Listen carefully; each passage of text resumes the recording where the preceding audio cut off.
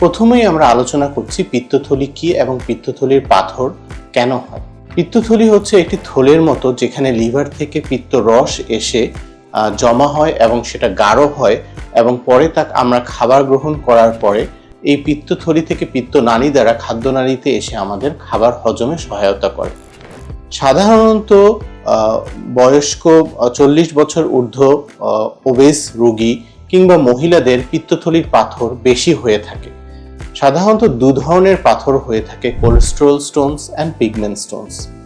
আমাদের কাছে রোগীরা সাধারণত তীব্র পেটে ব্যথা, অনেক সময় পেটের ডান দিকে তীব্র ব্যথা, খাওয়ার পরে বিশেষ করে ভারী তেল চর্বি জাতীয় খাওয়ার পরে ব্যথা অনুভব করা এবং অনেক সময় জ্বর এবং নিয়ে আমাদের কাছে আসতে পারে। অনেক সময় এই পিত্তথলির পাথর জন্ডিস আকারেও দেখা দিতে পারে।